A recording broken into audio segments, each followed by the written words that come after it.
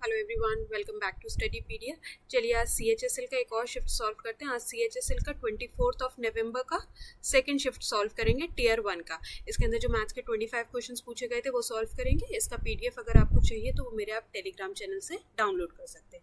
अब देखिए हमें इसका क्या बताना है, मीन प्रपोर्शन बताना है, मध्य समानुपाती बताना है। तो वो कैसे बताना होता है, 2 नंबर का 4 इंटू में 16 और इसको क्या कर दो, अंडर रूट में कर दो। तो देखो अगर आप इसके फैक्टर बनाओगे तो ये क्या बनेंगे, 4 इंटू में 4 और ये तो 4 ऑलरेडी था अंडर रूट में से, तो एक 4 बाहर आ जाएगा और इसके फैक्टर बनाओगे तो 2 इंटू में 2, तो ये एक 2 बाहर आ जाएगा। तो इसका जो मध्य समानुपाती है या आप इसे मीन प्रपोर्शन बोलो वो कितना रहेगा, 8 रहेगा।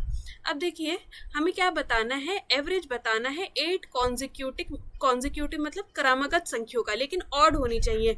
और स्टार्ट कहाँ से होंगी, 11 से। तो देखिए 11 के बाद 13, ऐसे अगर आप चलते जाओगे जो 8वां ऑड नंबर होगा वो क्या होगा, 25 होगा। ठीक है, तो आपको बस इसका क्या बताना है, एवरेज बताना है, औसत। तो एवरेज कैसे निकालते हैं, फर्स्ट टर्म प्लस में लास्ट टर्म और डिवाइडेड बाय 2। तो इसका एवरेज कितना रहेगा, 18 रहेगा। अब देखिए वो क्या कह रहा है, एक नंबर है जो पहले इंक्रीज हुआ 20% का, फिर डिक्रीज हो गया 20%, मतलब 20% बढ़ा फिर 20% घटा। तो हमें क्या बताना है कि परसेंटेज चेंज कैसा आया उस नंबर में। देखिए जब भी ऐसा हो कि सेम परसेंटेज बढ़े और सेम परसेंटेज घटे तो हमेशा उस केस में क्या होता है, लॉस परसेंट होता है। क्या होता है, लॉस परसेंट। वो कैसे निकालते हैं, ऐसे x का स्क्वायर अपॉन में 100। तो x मतलब ये, ठीक है ना, तो 20 इंटू में 20 अपॉन में 100। तो क्या आया, इसको कैंसिल कर देंगे तो 4% का उसका डिक्रीज आया। हमेशा डिक्रीज होता है इसके अंदर, लॉस परसेंट होता है। अब बिल्कुल सेम यही क्वेश्चन है, 30% का पहले इंक्रीज हुआ फिर 30% का डिक्रीज हुआ, तो हमें उसका परसेंटेज चेंज बताना है। तो 30 इंटू में 30 अपॉन में 100, तो क्या हुआ, 9% का डिक्रीज हुआ। Option number A. अब देखिए वो क्या कहता है, एक प्रोडक्ट था जिसका मार्क प्राइस कितना है, अंकित मूल्य है 1500 और उसे बेचा गया, उसका सेलिंग प्राइस, उसका विक्रय मूल्य कितना है 1200। तो हमें डिस्काउंट का परसेंटेज बताना है। तो 300 का डिस्काउंट किसके ऊपर मिला होगा, 1500 पे, मल्टीप्लाई बाय 100। तो आपका आंसर कितना रहेगा, 20%। अब हमसे पूछा जा रहा है कि एक जो बस है 4 घंटे में और उसकी स्पीड क्या है, 55 किलोमीटर प्रति घंटा से कितनी दूर तक जाएगी, मतलब हमें डिस्टेंस बताना है। इसका फॉर्मूला क्या होता है, डिस्टेंस इज इक्वल्स टू में स्पीड इंटू में टाइम। स्पीड कितनी है हमारे पास 55 और टाइम कितना है 4 घंटे, तो इसका आंसर कितना रहेगा, 220 किलोमीटर वो चलेगा।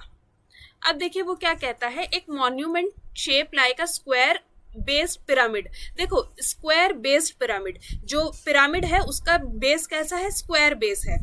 ठीक है, देखो is placed on a top of cuboidal stone. ठीक है, जो पिरामिड है वो एक स्क्वायर बेस पिरामिड है जो किसके ऊपर रखा गया है, एक क्यूबॉइडल स्टोन के ऊपर रखा गया है, क्यूबॉइड के ऊपर रखा गया है। ठीक है, अब वो क्या कह रहा है, the pyramid has the same base and it's 1.5 metre tall. तो जो पिरामिड है उसकी हाइट हमें कितनी दे दी, 1.5 मीटर, 1.5 मीटर। ठीक है, तो हमें क्या बताना है, find the total height, pyramid की टोटल हाइट बतानी है और मॉन्यूमेंट का टोटल वॉल्यूम बताना है। ठीक है, अब देखो इसके अंदर टोटल हाइट कैसे निकालेंगे। देखिए जो ये क्यूबॉइड था, लेंथ, ब्रेथ और ये इसकी हाइट थी। ठीक है, ये क्यूबॉइड की हाइट थी और ये पिरामिड की हाइट थी, तो 0.5 प्लस में 1.5, तो देखिए 2 मीटर तो उसकी टोटल हाइट हो गई। अब देखिए 2 मीटर सब जगह 2 ही है। ठीक है, इसे तो कैलकुलेट करना नहीं था। अब देखिए हमें इसका क्या बताना है, टोटल वॉल्यूम भी बताना है। अब देखिए टोटल वॉल्यूम में क्या क्या आएगा, पहले तो एक आएगा क्यूबॉइड का वॉल्यूम। किसका वॉल्यूम आएगा, क्यूबॉइड का वॉल्यूम। तो क्यूबॉइड का वॉल्यूम तो आपको पता ही है क्या होता है, इन तीनों टर्म्स को प्लस करिए, मल्टीप्लाई कर दो, तो इसका वॉल्यूम कितना आ जाएगा, 0.72। ठीक है, अब दूसरा क्या आता है, पिरामिड का वॉल्यूम, वो क्या होता है 1/3 बेस एरिया। अब देखो उसने हमें बेस कैसा बताया, कैसा था, स्क्वायर का बेस था, तो इसकी 2 डायमेंशंस ले लेंगे, 1.2 इंटू में 1.2 बेस एरिया इंटू में हाइट, और हाइट कितनी है पिरामिड की, 1.5। तो इसे भी आप कैलकुलेट करोगे तो ये भी कितना रहेगा, 0.72। तो टोटल वॉल्यूम क्या हो गया, क्यूबॉइड का वॉल्यूम प्लस में पिरामिड का वॉल्यूम, तो ये कितना हो जाएगा, 1.44 मीटर क्यूब। तो जो इसकी हाइट है 2 मीटर रहेगी टोटल हाइट, और टोटल वॉल्यूम रहेगा 1.44 मीटर। अब देखिए हमें बताना है which one is the false. अब उसने क्या कहा है, every irrational number is a real number. अब रियल नंबर में सारे नंबर आते हैं, तो इर्रेशनल नंबर भी, हर इर्रेशनल नंबर क्या होगा, रियल नंबर होगा। Rational and irrational number are real number, correct. Every integer is rational. अब देखिए इंटीजर मतलब कोई भी नंबर, अगर कोई भी नंबर 3 है तो उसके नीचे क्या लिखा जा सकता है, 1 लिखा जा सकता है, तो every integer is rational number, ये भी सही है। अब वो क्या कह रहा है, every integer is irrational number. Irrational number कौन से होते हैं, √3 पाई, ठीक है। तो अब हर जो इंटीजर है, हर नंबर, वो क्या इर्रेशनल नहीं हो सकता। तो इसके अंदर आपका आंसर क्या रहेगा, ऑप्शन नंबर डी क्या रहेगा, वो करेक्ट रहेगा। चलिए देखते हैं। देखिए वो क्या कहता है, एक कल्चरल क्लब था जिसके अंदर 4 इवेंट को ऑर्गेनाइज किया गया। द एवरेज अटेंडेंस, देखिए एवरेज अटेंडेंस कितनी है पहले 2 इवेंट की, ये एवरेज अटेंडेंस है।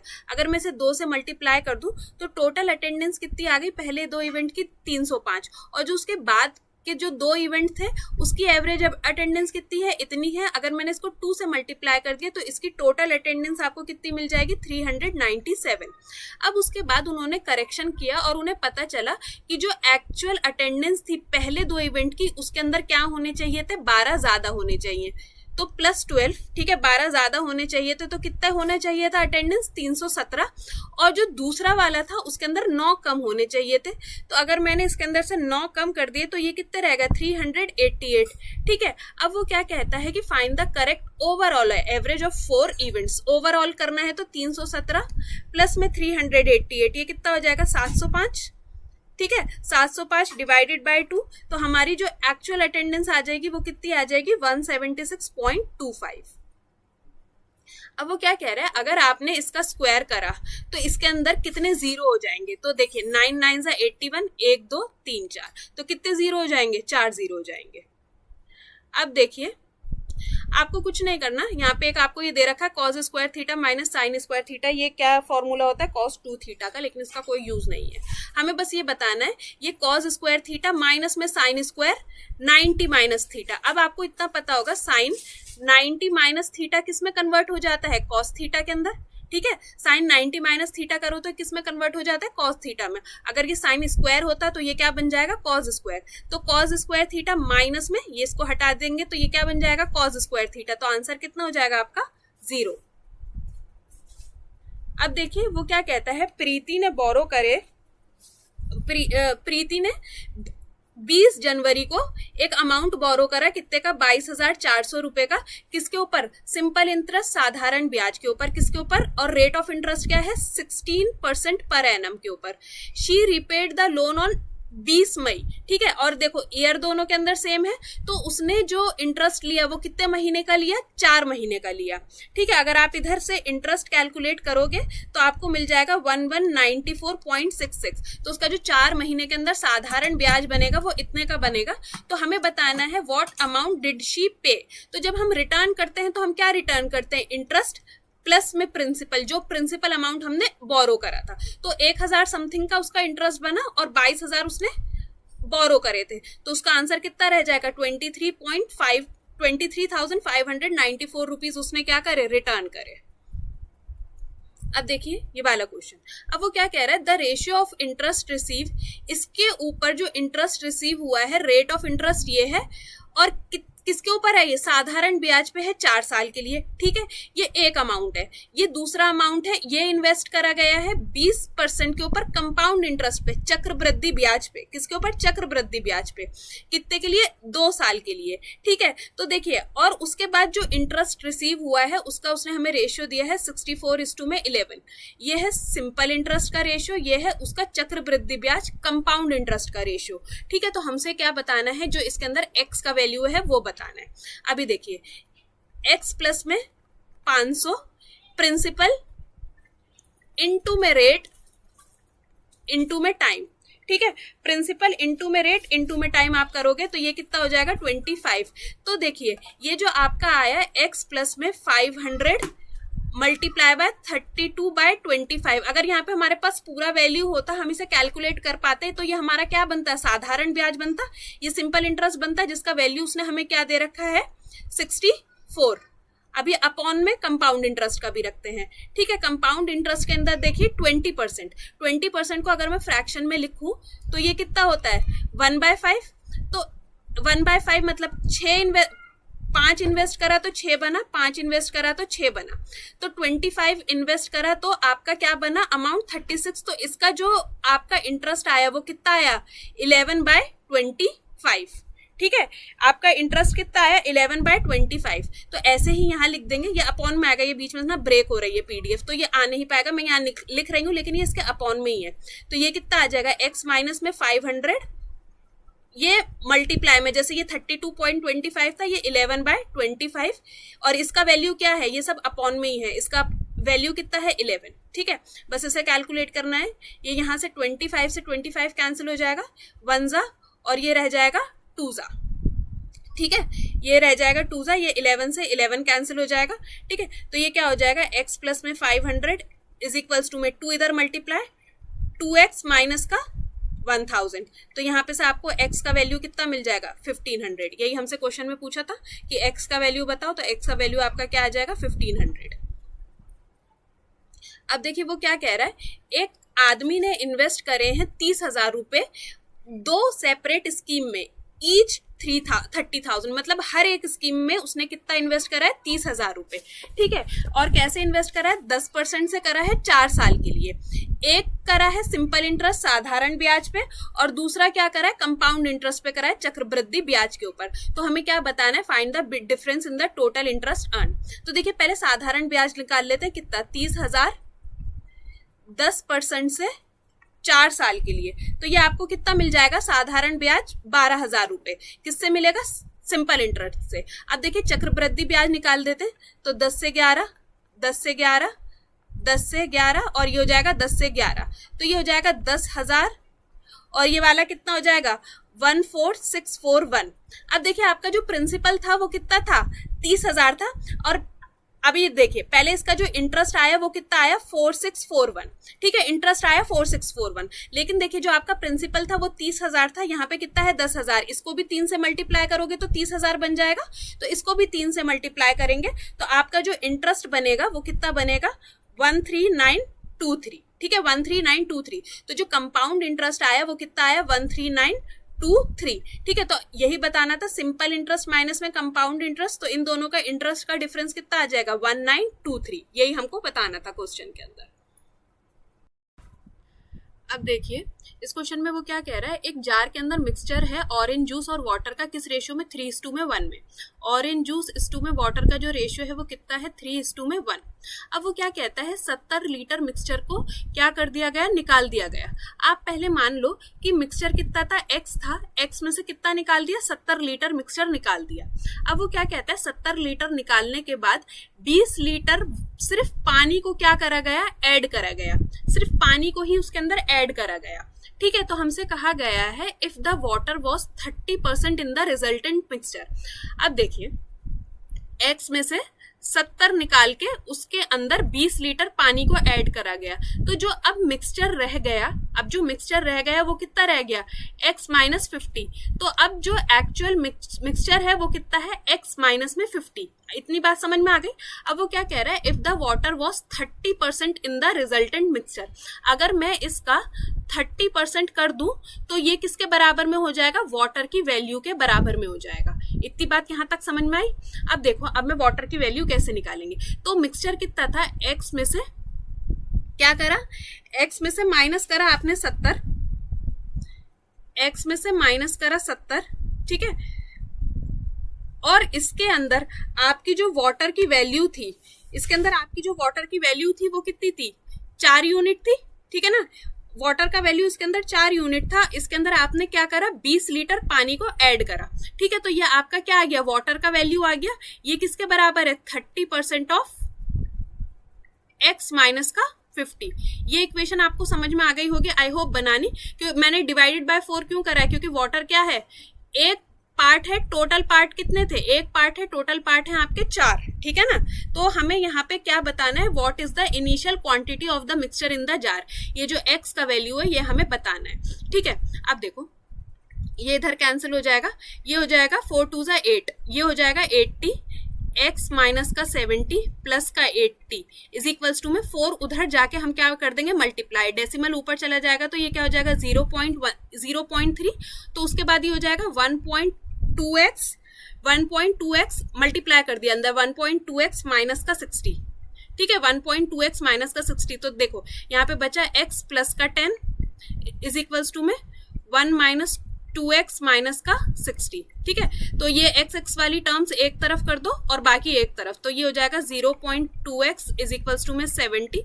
तो यहाँ से x का वैल्यू आपको कितना मिल जाएगा 350 लीटर। तो जो इनिशियल वैल्यू था किसका, मिक्सचर का, तो वो कितना था 350 लीटर। आई होप समझ में आ गया होगा कि हमने पहले मान लिया कि टोटल मिक्सचर कितना था x, उसमें से 70 लीटर निकाला गया। 70 लीटर निकालने के बाद सिर्फ क्या ऐड करा गया, 20 लीटर वाटर ऐड किया गया। तो जो अब जो मिक्सचर की क्वांटिटी बनी वो कितनी बनी, x माइनस 50, और x माइनस 50 का अगर मैं 30% निकालूं तो वो क्या मिल जाएगा हमें, वाटर की क्वांटिटी, ठीक है ना। वाटर की क्वांटिटी, और वाटर कितना था 1/4 लीटर, ठीक है। तो इसको अगर निकालेंगे डिवाइडेड बाय 4, तो उतना ही हमने उसमें से क्या निकाला, पानी निकाला, और पानी कितना ऐड करा 20 लीटर, ठीक है ना। तो वो किसके बराबर में हो जाएगा, वाटर की क्वांटिटी के बराबर में। अब देखिए 38 आदमी एक काम को 10 दिन में पूरा कर सकते हैं, तो ये हो गया हमारा टोटल वर्क। तो हमसे क्या कहा गया है, find the time required by 10 men to do thrice of work, 3 गुना काम कितने टाइम में पूरा होगा। तो कितने टाइम में पूरा होगा, 114 दिन में, 114 दिन में। अब देखिए sine theta plus cos theta is √2, ठीक है, √2 हमें ये बताना है। देखिए इसका ये जो आइडेंटिटी होती है इसका फॉर्मूला क्या होता है, 1 माइनस में 2 sine square theta cos square theta, ठीक है, हमको ये बताना है। अब देखो अगर मैं इसका होल स्क्वायर कर दूं तो इसका भी स्क्वायर होगा, तो ये हो जाएगा sine square theta plus cos square theta plus में 2 साइन थीटा कॉस थीटा, तो 1 प्लस में 2 sine theta cos theta is equals to में 2। ये इधर जाके माइनस में हो जाएगा 2 साइन थीटा कॉस थीटा का वैल्यू कितना आ गया 1, तो साइन थीटा कॉस थीटा कितना आ जाएगा 1/2। लेकिन हमें क्या चाहिए, 2 sine square theta cos square theta. तो पहले अभी मैं इसका स्क्वायर कर दूंगी, तो इसका भी स्क्वायर होगा, तो ये कितना हो गया 1/4, ठीक है। बट यहाँ पे 2 भी चाहिए, तो इसे इधर से 2 से मल्टीप्लाई करूंगी, तो इसको भी 2 से मल्टीप्लाई करना पड़ेगा, तो ये कितना हो जाएगा 1/2। ये जो इतना वैल्यू है इसका वैल्यू आ गया मेरे पास 1/2 माइनस का 1, तो ये आप अब भी करोगे तो 2 1 जा 2, एलसीएम ले लेंगे, तो 2 माइनस में 1, तो आंसर कितना रह जाएगा ए 1/2। ये आपको आइडेंटिटी पता होनी चाहिए, इससे बहुत क्वेश्चंस आते हैं, ठीक है, तो आप नोट कर लेना। अब देखिए वो क्या कह रहा है, एक सॉलिड हेमिस्फीयर है is joint to a cylinder, एक अर्थ गोले को एक बेलन से क्या कर दिया गया, ज्वाइन कर दिया गया है, of the same base radius, दोनों का रेडियस क्या है, सेम है, कुछ ऐसा कर दिया गया है, ठीक है। अब हमसे क्या कहा गया, find the total surface area of the combined solid including curved and flat surface area. देखिए हमें इसका सिर्फ क्या बताना है, total surface area. Surface area क्या होता है, वो सारा एरिया जो आप क्या कर सको, टच कर सको, जो भी आप क्या कर सको, टच कर सको। तो देखिए उसके अंदर आपका क्या आएगा, एक तो ये इसका बॉटम आएगा पाई आर का स्क्वायर, सिलेंडर का कर्व सरफेस एरिया आएगा 2 पाई RH, प्लस में ये जो हेमिस्फीयर है इसका कर्व सरफेस एरिया आएगा, वो क्या होता है 2 पाई R का स्क्वायर। तो टोटल कितना हो जाएगा 3 पाई R का स्क्वायर प्लस में 2 पाई RH। तो ऑप्शन नंबर 20 का क्या रहेगा, करेक्ट रहेगा। अब देखिए ये थोड़ा सा कैलकुलेटिव है। अब देखिए मनु के पास 20 बुक्स थी, हर बुक के अंदर 200 पेज थे, और उसको the cost of printing of each page, हर एक पेज को प्रिंट करने का कॉस्ट कितना था, 25 रुपए था, ठीक है। तो देखिए कॉस्ट ऑफ प्रिंटिंग कितनी आ गई, 1 लाख रुपए आ गई। आफ्टर दिस, उसके बाद जब देखिए कॉस्ट ऑफ प्रिंटिंग आ गई, उसके बाद उसने क्या करा, 80 रुपए पर बुक के ऊपर खर्च करे बाइंडिंग के ऊपर।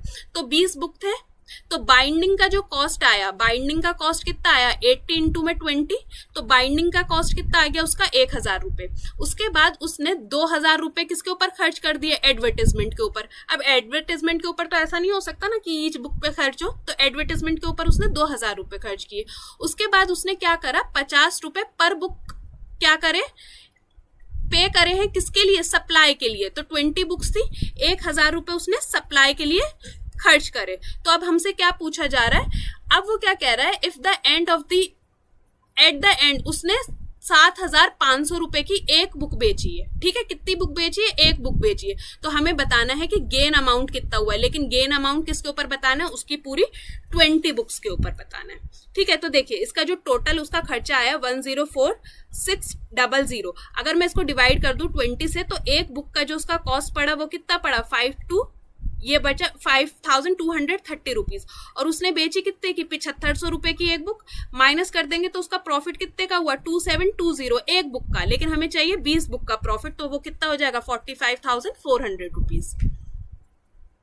अब देखिए ये अभी बस आपको बताना है A:2 में B:2 में C, ए बी का रेशियो दे दिया हमें 5:2 में 7, ये हो जाएगा 3:2 में 4, यहाँ पे 7 और यहाँ पे 3, तो ये आंसर कितना हो जाएगा 15:2 में 21:2 में 28, ऐसे मल्टीप्लाई कर दो 15, 21 और 28। अब देखिए ABC ने इन्वेस्ट करा है एक बिजनेस के अंदर किस रेशियो में, 5:3:2 में 2 में, और जो टोटल प्रॉफिट हुआ है वो कितना का हुआ है, 1.5 लाख का हुआ है, और B का हमें क्या बताना है, शेयर बताना है। तो देखिए 1.5 lakh divided by 10 multiply by B का शेयर बताना है, 3 से मल्टीप्लाई करेंगे तो 15 3 जा 45, 45 का आंसर B ऑप्शन के अंदर है, 45,000 का B का शेयर बनेगा। अब देखिए हमें क्या बताना है, ये है 1/2 1.5 साल का कंपाउंड इंटरेस्ट बताना है, किसके ऊपर, 18% पर एनम से लगेगा। तो आपको जो कंपाउंड इंटरेस्ट रिसीव हुआ है वो कितना रिसीव हुआ है, 2862 का, तो हमें प्रिंसिपल बताना है। अब देखिए आपको क्या निकालना था, प्रिंसिपल का। देखो पहले साल तो पूरा 18% का आपको कंपाउंड इंटरेस्ट मिलेगा का 118%। अब जब आप इसे कैलकुलेट कर लेते तो आपका ये टोटल अमाउंट बन जाता, ठीक है ना, टोटल अमाउंट बन जाता। फिर इसके ऊपर ही आपको क्या निकालना था, 109%, क्योंकि आधा जो आधा साल है उसके अंदर इंटरेस्ट भी आपको क्या मिलेगा, कंपाउंड इंटरेस्ट में आधा ही मिलेगा। तो आप इसे कैलकुलेट करोगे तो ये क्या बन जाएगा, P 1.2862 ठीक है, 1.2862 P, आप इसको बाद में लगा दो, प्रिंसिपल जो है इसका मल्टीप्लाई का, ठीक है। तो ये आपका क्या बन जाएगा, टोटल अमाउंट बन जाएगा एट द एंड ऑफ 1.5 साल, ठीक है। 1.5 साल के बाद ये आपका पूरा टोटल अमाउंट बन जाएगा। हमें क्या बताना है, प्रिंसिपल बताना है। तो देखिए कंपाउंड इंटरेस्ट किसके इक्वल में होता है, अमाउंट माइनस में प्रिंसिपल, ठीक है। तो देखिए अमाउंट कितना है आपके पास, 1.2862 P, माइनस में प्रिंसिपल को हमने P ही माना था, तो ये कितना हो गया 0.2862 P। ये किसके बराबर है, कंपाउंड इंटरेस्ट आपको ये दे दिया, ठीक है ना, 2862, ठीक है। तो यहां से अगर आप कैलकुलेट करोगे ये कैंसिल हो जाएगा, ये कैंसिल हो जाएगा, ये जो इसका 10,000 होगा वो इधर चला जाएगा डेसिमल हटा के, तो प्रिंसिपल अमाउंट आपका कितना आ जाएगा, 10,000। अब देखिए फाइंड द स्क्वायर रूट, ठीक है, इसका अंडर रूट। अगर आप इसे देखो 2AB, ठीक है, 2AB मतलब ये क्या है, 3 + √5 का होल स्क्वायर है। ये जो है पूरा 3 √5 का होल स्क्वायर है, A + B का होल स्क्वायर है। अगर आप इसको अंडर रूट कर दोगे तो आपको आंसर क्या मिलेगा, 3 + √5। अब देखिए वो क्या कह रहा है, एक सिलेंड्रिकल टैंक था जिसका रेडियस था 7 सेंटीमीटर, उसके अंदर उसकी जो सिलेंडर की हाइट थी वो कितनी थी, 40 सेंटीमीटर। फिलहाल तो इस हाइट को क्या करना है, इग्नोर करना है। उसके बाद वो क्या कहता है, after a solid spherical ball जिसका रेडियस कितना था 7 सेंटीमीटर, वो कंप्लीटली उसके अंदर क्या हो गई, डूब गई। देखो सिलेंडर था, उसके अंदर आप ये मान लो यहां तक का उसका पानी भरा हुआ था। अब जब उसके अंदर एक बॉल को डुबाया गया तो ऑब्वियसली पानी क्या हुआ होगा, राइज हुआ होगा। तो जो उसकी वाटर की हाइट थी सपोज अब इतनी हो गई है, तो हमसे पूछा जा रहा है what will be the new water height, जो पूरी वाटर की हाइट है वो कितनी हो गई। तो देखिए जो वॉल्यूम होगा पाई r का स्क्वायर इनटू में h यहाँ पे कौन सा आएगा, जो हाइट ये अब इंक्रीज होके आई, मतलब जो यहाँ से लेके यहाँ तक की हाइट है, सिर्फ वाली हाइट होती है। ये किसके बराबर में होती है, जो भी ऑब्जेक्ट आपने क्या करा है उसके अंदर सबमर्ज करा है, डुबाया है, 4/3 पाई r का क्यूब, 7 इंटू में 7, ठीक है। तो देखिए ये कैंसिल हो गया, इससे ये पाई से कैंसिल हो गया, ठीक है।